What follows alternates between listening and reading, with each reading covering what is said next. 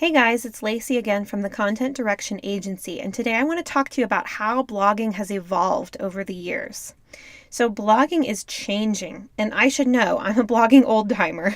I started blogging in 1999, before blogging and content management systems were even really a thing. I actually went into the HTML of my website, which, by the way, was complete with neon fonts and dancing hamsters, and uploaded the text manually every single week. Since then, of course, blogging has come a long way, but it's still changing. So, one of the biggest changes I see that confuses a lot of people is the difference between blogging as a business and blogging for your business.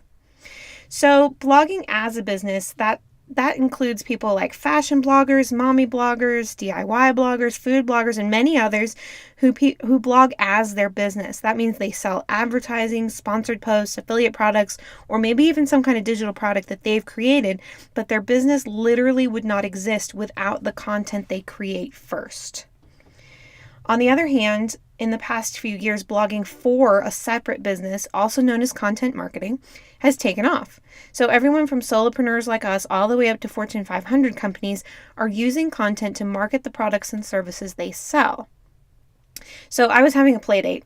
Okay, my daughter was having a play date with a friend who is a real estate agent, and she told me that everything she hears about how to grow her business these days is about online content marketing. So even people like very traditional businesses like real estate agents are getting into this content marketing thing.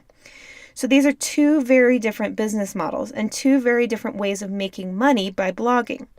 If you Google making money blogging, 95% of the results that come up are about how to make money using the first model, that is creating the content and then monetizing it.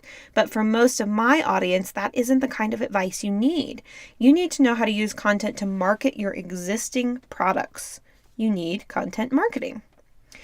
So what's the difference between blogging and content marketing? Okay, if you're selling a product or service, all blogging is content marketing. But not all content marketing is blogging. Clear as mud, right? Let me explain. So, as Tara Gentile so brilliantly put it in a blog post recently, content marketing is all about using content. So that includes blog posts, videos, podcasts, images, Facebook updates, tweets, anything you're creating to sell a product. She says, honestly, I think we'd be well served to start talking about content selling. And I totally agree. But here's what could be an uncomfortable question for many of you. Is your blog making you any money? For many of my clients who come to me, the answer is, I don't know, probably not. So let's look at how you can tell if your blog is making you any money. So here's the sticky wicket when it comes to content marketing. ROI, that's return on investment, is notoriously difficult to track for content marketing. Because you probably don't have a buy now button on every blog post, it can be extremely difficult to determine if a particular post is leading to sales. But there are some things you can and should do to find out if your post is making you money. So first thing you want to look at in Google Analytics is where people go after they read your post. So in Google Analytics, you can track the behavior flow of traffic on your website.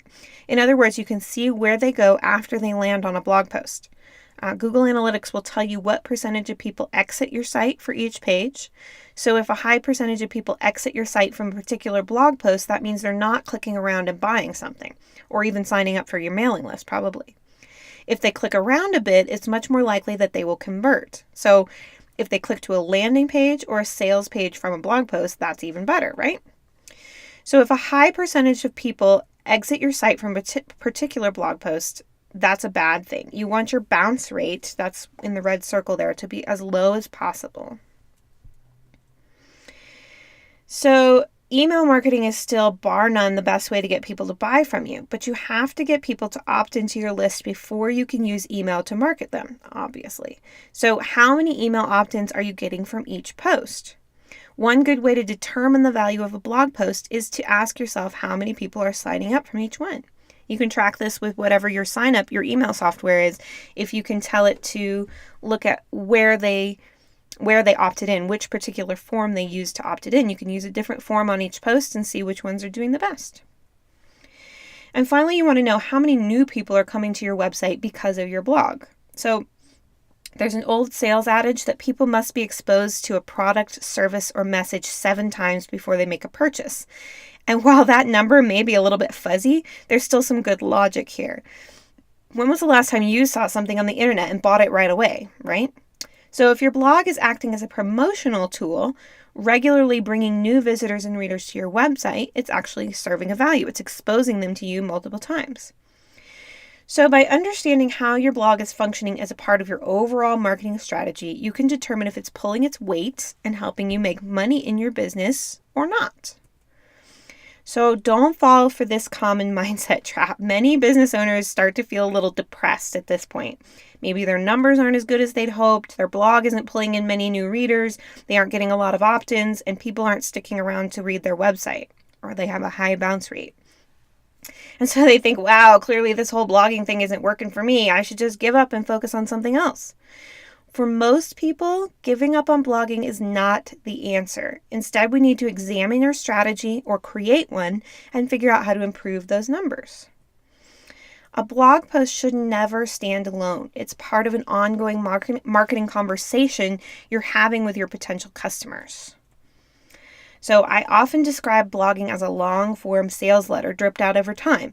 Instead of having one conversation with someone in person, you're dripping that conversation out over 4 or 5 blog posts. A single blog post will rarely get you results. A strategy over time is what builds your business, improves your sales, and makes you money through blogging. So if you're looking to build your own strategy for content marketing and blogging, I highly recommend you come find us over at lacyboggs.com. I have a ton of free worksheets, free blog posts, and ebooks that can help you figure out this strategy for yourself. I have a whole library of free information for you, totally free. All you have to do is click on lacyboggs.com and go to lacyboggs.com/library to sign up for that library, and you'll get all my best info for free. I hope to see you there.